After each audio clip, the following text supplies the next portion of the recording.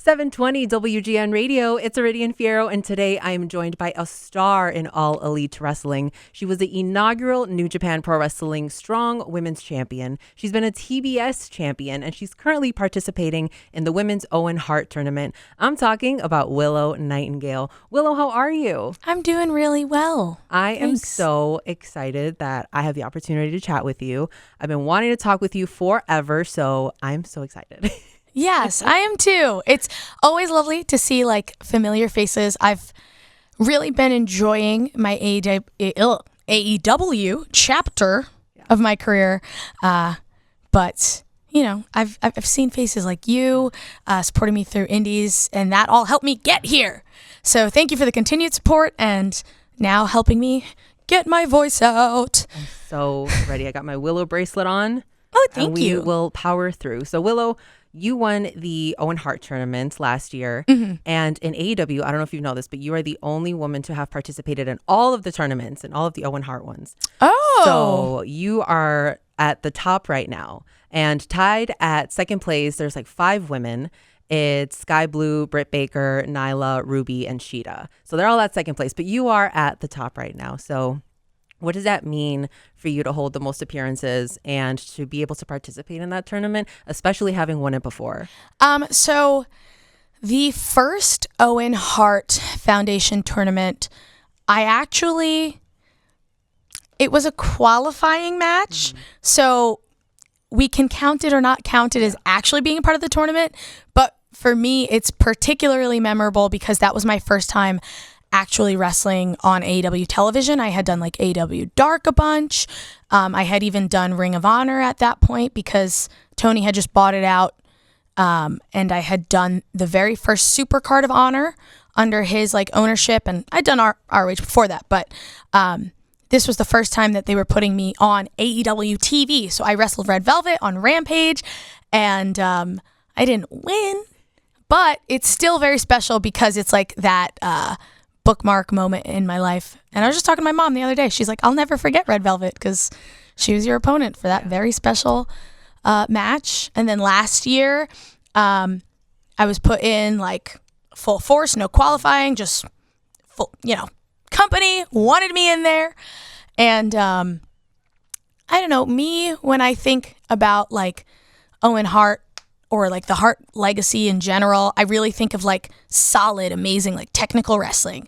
And I'm not saying I'm not a great wrestler, but like the technical holds kind of thing like isn't really my strong suit. So I was like, okay, where do I find the spirit of Owen Hart to guide me through this? But like having like that pure heart, the love, respect, and just like such reverence for professional wrestling is really where I saw myself being a good fit. And when I won, of course, it's like an honor. You feel all this like gratitude and you're like, oh, I worked so hard to get here. But I was able to kind of see how I could fit as like a part of us honoring him. It's like this through my spirit and who I am as a person helps honor Owen and his legacy. And you recently had a match at Forbidden Door, so talk to me about what that was like. It was a tag team match. This is true. So I have really loved Japanese women's wrestling pretty much since I started, a little bit before I started training, because my understanding of pro wrestling growing up was just what I saw on television. And it wasn't until I was maybe around that like 18, 19 age range where I saw like the American independence and Japanese wrestling. And that's really what made me feel like I can do this. And in the past few years, I've had the opportunity to like go to Japan. I just worked with Stardom for the first time in Philadelphia when they were here for the American Dream show, and then I got to go over there and wrestle Tam Nakano. And so when Forbidden Door was coming around, I was like, I've already dipped my toe in this pond over here. So if Chris Statlander's going to call me out and say, look for a partner, look for a Stardom partner, I was like, hey, I just wrestled like the top of the top over there, like someone I consider the best, and I fought her myself. So I'm getting Tam Nakano, and I am going to make sure that we kick your butt. Yeah. And we had a great time, and we won, and we hugged and bonded after the show. So I think all in all a success for me from a wrestler's perspective. But I had all my family come out. We were in my hometown. The crowd seemed so happy the whole show through. By the time we got to the main event, Will Ospreay versus Swerve, the crowd was like still so hyped, so much energy, stands full. So I would call it, home run. Yeah. Knocked it out of the park. Great show. And it seems that you still have unfinished business with Mercedes Moné. And she's holding 2 championships that you've held before. And now that Britt Baker's back, it seems like Britt also has her eyes on Mercedes. So where do you leave? Where does that leave you in that sense? So I think I can't, there's no way to overstate it. Like Britt and Mercedes both bring so much star power to the division, right? Mercedes, her reputation precedes her. She has this like long history of wrestling in high stakes matches on high platforms. Britt is somebody who has like been the face of our division since the inception of All Elite Wrestling, and has carried that flag as like moving the women's wrestling division forward. So to see those two kind of coming from different worlds, but both being top-level women wrestlers go head-to-head, I mean, I don't actually know that they will, but that's kind of, it seems like the direction we're going. That's fascinating for what it can mean for all of us. I'm someone who more so only recently proved that I could also be up there at the top with them. And TBS title, New Japan Strong Women's title, I would love to have both of those again sometime soon. But I'm in the Owen Hart Foundation tournament, and I want to win that, and I want to go to Wembley, and I want to face Toni Storm, and I want to beat her at All Out, at All In. At both. I want to beat her all in, and then I want to wrestle somebody else at All Out. And I love wrestling and just like proving my worth over and over and over again. So that's kind of where my focus is right now. Mercedes, Britt, you better watch you it. You guys, you do your due. I'll keep my eyes on you always. My eyes are always on what everyone in our division is doing. But right now, my eyes are fixated on winning this Owen and getting to Wembley. I want to talk about your gear, because as a wrestler, that's kind of like the first introduction that people have to you, before seeing you in the ring, is like what you look like and what you're wearing. How involved are you in your gear? Because I feel like you've told me before that you've bedazzled your boots before. How involved are you in that process? Very involved in my gear. So I started sewing around 2017, about 2 years into my wrestling career, just because I could not wait for gear makers.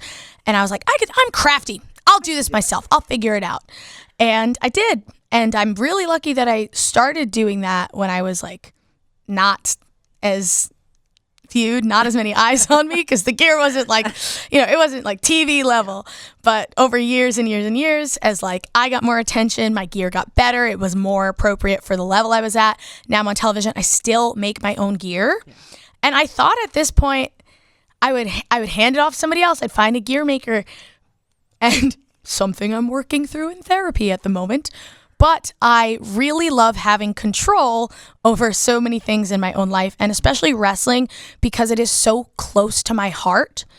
The way I present myself and the way that I am seen, I just want to have so much control over every detail. And in being able to make my own gear, even though there's not a lot of time to do it, and I'm always last second, in the building before the show, trying to finish the gear at the sewing machine, I need to do it myself, because I really feel like I can capture the way that I want people to see Willow better than anyone else. Yeah. And your gear's amazing. Thank you. So you've been doing great. Progress has been made. I appreciate it. Talk to me about your phrase, babe with the power. Where does that come from? Because I know you use it a lot. So I am a huge David Bowie fan. I have a tattoo of him actually even on my calf from when I used to work at a tattoo shop. One of my coworkers was like, do you want to get a portrait of somebody on you? I'm trying to work on portraits. And I was like, not really, but like if I had to get a portrait, let's do Bowie. Let's do it. So he's on my leg.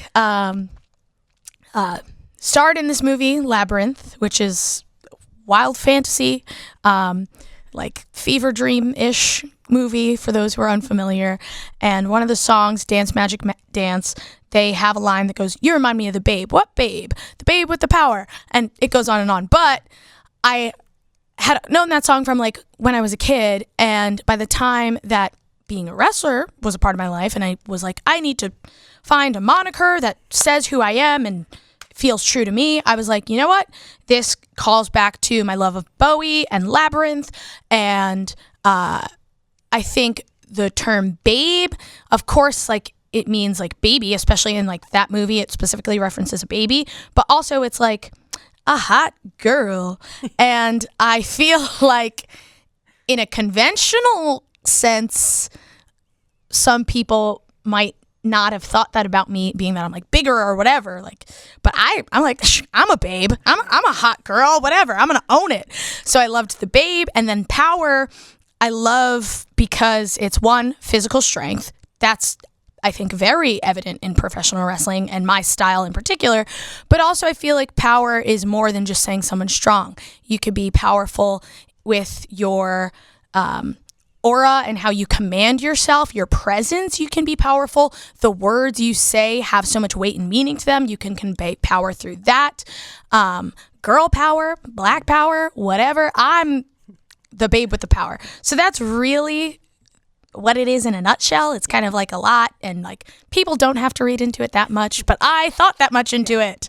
Yeah. And it's been great. I think Thank you. Phrase, it just, like you said, it signifies so much, and I feel like people can relate to it, because I feel like anybody can be a babe with power. Yes. Yeah. Yeah. That could be also like gender neutral, non-binary, whatever. Yes. You could be a babe. You really You don't can. just have to be like a hot girl. You could be a hot person. Yes. You're a babe. Period. So fans have really gravitated towards you and your energy. And I feel like that's because there's like such a light that radiates off of you, especially when you're in the ring. So talk to me about how that's like self-confidence, like what that journey has been like for you to get into that ring and just like radiate that. So I think like it started as something that is like, I've mentioned it a few times in this interview, as well as like pretty much every interview I've done in my life. I love professional wrestling. It is the one thing throughout like my whole life, from the time I discovered it at like 8 years old, that I've been like, I know I like that. This is not a phase. I just like have always attached to it and identified with it. And like, if there was nothing else that like sparked joy in my life, wrestling was it. So when I finally started wrestling, that was the thing that lit me up. So I got to do my entrance, and no matter what the circumstances was, I got to do my favorite thing in the world. And then it started like shining through, and I guess that's what people attach to. And like, honestly, confidence isn't something that I necessarily had when I started in myself.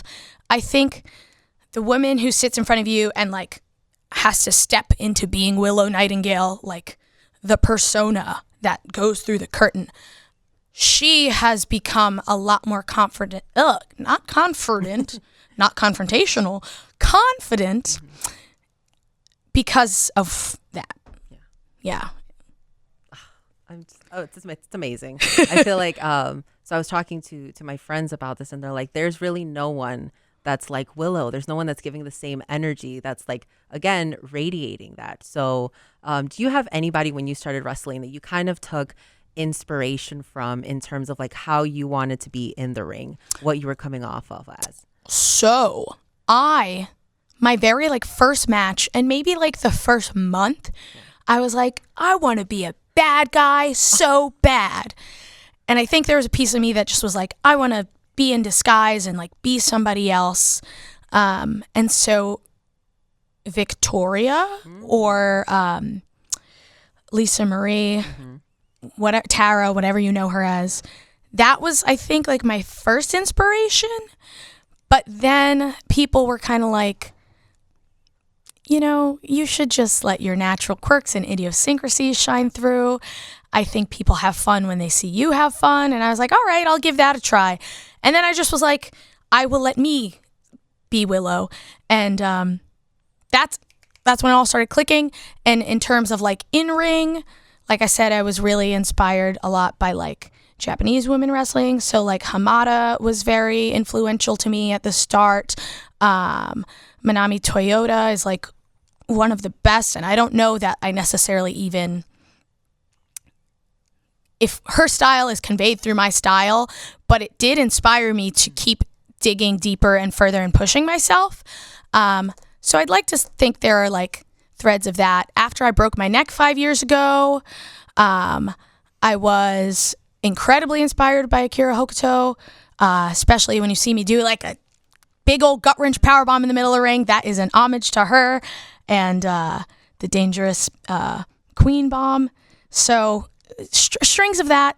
I think that's really what inspires me. But personality-wise is just like the girl I've always been turned up to 11, character-wise. I want to talk about your Pounce. Sure. Because it's genuinely iconic, okay? It's fantastic. And I feel like the moment you do it in the ring, everyone pops. That's what everyone gets up for, cheers. When did you start including that into your match set, into your skill sets? I think maybe like around 2019, but that could absolutely be wrong. But I feel like a while, and at first it like wasn't really something that people had the same reaction to that they do now, because I love it. I think there is something really empowering about me leaning into the fact that I'm bigger than most of my opponents and using that to my advantage. But like now people are like, they're waiting for it. But at first, like I didn't really know like how to do it right. People like weren't going as far and looking as crazy as they are now, because I was still trying to get the key to like really hit it right. It's all part of the craft. I was working on the craft of the Pounce. And then I don't know when it was. Eventually it just like clicked for me, and I was like, oh, this is how I put my body into it. This is how I put everything into it. And that's when I started seeing the like, whoa! And then it was just like, all right, this is one of my go-tos. This is it. And even when you're tired, it's just like a good move to have in your back pocket to be like, I'm just going to throw every last bit of energy and like heart that I have into tossing you away. So I love it. I think it's great. And the fans also think it's great. Let's talk about New Japan for a little bit. Sure. Because like I mentioned, you are a former New Japan Strong Women's Champion. Do you have hopes of going back to New Japan, maybe even working with CMLL? We saw in Forbidden Door that it was kind of a collab between all of the companies. So are you wanting to also explore those relationships and continue to work with them? Absolutely. We just had Wrestle Dynasty announced at Forbidden Door in January coming up, which is like this conjuncture of all these different companies. And for me, I was the first woman representing AEW specifically while I was under contract to go and represent us at New Japan and represent us at CMLL. And I know there are other people on the roster who have different experiences with these companies. It's not like I'm exclusively the only one who's been wrestling overseas. But while under contract, I have gone there specifically representing AEW. And I feel like I would love the opportunity to continue to like wave that flag whenever something like this comes up. So I loved being on Forbidden Door. I hope to have the opportunity to go there again, regardless of whether it's that event or not. CMLL was the first time I went to Mexico at all in my life. Same thing for when I got to wrestle in Japan, first time I went over there. So yeah, I'd love to. If there's ever a moment in time where I'm maybe not super caught up chasing a title like I am right now, trying to get through the Owen and get this Women's World Championship, if there's ever a time I'm not doing that and maybe taking things a step back at AEW, I'd love to go do a tour over in Stardom for a few weeks, month, I don't know. But I just go with the flow. I see where wrestling takes me, and I jump at the opportunities. You've said in past interviews that you kind of like grew up loving like John Cena and Trish and Lita, Matt Hardy, all icons, absolutely. Do you have favorites now that are currently like, maybe they're your coworkers? They could be. Yeah. So Brian Danielson, I was very big into like 2012, 13, 14-ish, right? I mean, and then when he came here, I was, of course, a big fan, but it didn't click for me until like maybe even a few months ago that I was like, I think Brian's my favorite wrestler of all time. But it's just like, that's the person whose matches I always want to watch. Ospreay, I think people throw around the term best wrestler right now, and I think he lives up to it. My parents came out to the show in St. Louis, Dynasty, where I won the TBS title, and my mother had never seen Ospreay at all at this point. She's never seen him wrestle. And I was like, I promise you watch out for this match. You're going to love this guy. And she's like, okay, 'cause she was never really a wrestling fan. She saw that match and was like, ah! What? I told her that he and Swerve were wrestling at Forbidden Door, and she shrieked like a little schoolgirl. And I was like, you've changed. AEW, where the best wrestle, has really changed you. And that, I think, is a testament to what we do in the ring. Yeah. I think there are so many amazing people on the roster, and like put anyone against anyone and you're gonna get like a very good match. So yeah, those are some of my favorites. Orange Cassidy, I really so many. Yeah, and you've been working with Orange recently because he's been going through it. I don't want to say that you've been going through it, but the situations that you've just been put under, especially with Chris Statlander and Stokely, what's that been like? I mean, we're both people who have good hearts, and he may be a little more whatever about situations, but when he has passion about something, he has passion about something. And we were both backstabbed by people we trust. So we found common ground in that. And I've known him for a while. He was on the same scene that I was before AEW. But this is something that kind of relinked us together. And it would be cool to share a ring. I would love that. But we'll see. We'll see what happens. We'll see what happens. Like I said, go with the flow. We see what happens week by week. Yeah, and wrestling is so unpredictable, so literally anything can happen at any time. Moving away from wrestling for a little bit, I want to talk about music because I know that you love music. What is on your playlist right now? What are you listening to? What's on the rotation? Okay, so... Oh, she's busting out the phone. I can go on repeat. The last thing I looked up was Me and Julio Down by the Schoolyard, Paul Simon. I know that I've been listening to a lot of like Chapel Roan lately. Last year, I was listening to a lot of Boy Genius. Sabrina Carpenter was someone I did not expect to be like, oh, I love this pop girly. But her hits got me. Killing it, yeah. Yeah. So a lot of that, but I also listen to like a lot of older stuff. I've got some Anita Baker on here. Charlie XCX just dropped Brat. Yes. Which we're all ready for a Brat summer, right? Sheryl Crow I've been listening to a lot when I'm sewing. I love listening to some like 90s soft rock when I sew. Those are vibes. Yeah. That's what's on here a lot. Phoebe Bridgers, which is hand in hand with Boy Genius. Adrian Lenker. Got some Casey Musgraves. Simon and Garfunkel, the 1975. There's variety. I respect that. Yeah, a lot of... so there are like two things I like to go... When I was younger, I really liked listening to pop punk, maybe things that were a little heavier, lightly into hardcore, and like a little bit of thrash metal when I was younger. But as I've matured, I notice I lean towards like either things that are poppy or there's like soft, flowery guitars. I love that. That's a vibe. I'm gonna have to add some of the stuff on my playlist. Same thing with you. Chaperone, love. Pink Pony Club has been on repeat for me. Insane. Absolutely love her. I want to sing it at karaoke so bad. I have like this deep desire to go to a club and hear it playing and just like run around in a circle with my arms like at my sides. Are you good at karaoke? Do you have a great singing voice? I think I have a decent singing voice. I would not by any means say I'm a singer. But enough that even if I do get embarrassed, I'm having a good time. I like to sing. I love that. And I know you mentioned your one of your tattoos earlier. I want to talk about your tattoos. Do you have a favorite, or do you kind of all just love them equally? I think it changes. I really do love this like tiger with butterfly wings I have. And I have some on my calves that people don't really see, and like my shins. I recently got a sad clown that is a frog. That's my most recent tattoo. And I think it might be my favorite because I feel like a sad clown sometimes. Don't we all?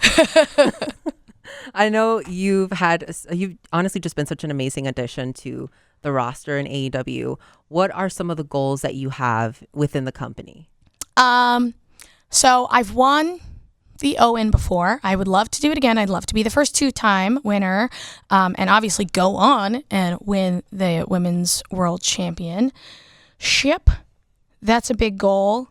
I think I've had a presence on the past few pay-per-views, and I think that means a lot to me to be somebody that the company can depend on and put in those like high-profile matches. And I would really just love to consistently be on pay-per-views. Just that for myself is like a personal marker of like, we're doing all right. It's more championships, more wins, maybe get some new friends, because every friend I've made in AEW has betrayed me or left me. But, Orange Cassidy. Yeah. This is the plea. Tam Nakano. Please don't hurt me. Well, Willow, it's been incredible chatting with you. I know that AEW is coming back to Chicago. What can Chicago fans expect at the show? Okay. Well, personally, from me, I am really planning on not just having a good match. I am planning on having a fight. I am planning on beating the snot out of Chris Statlander. So expect a lot of hard hitting out of our match.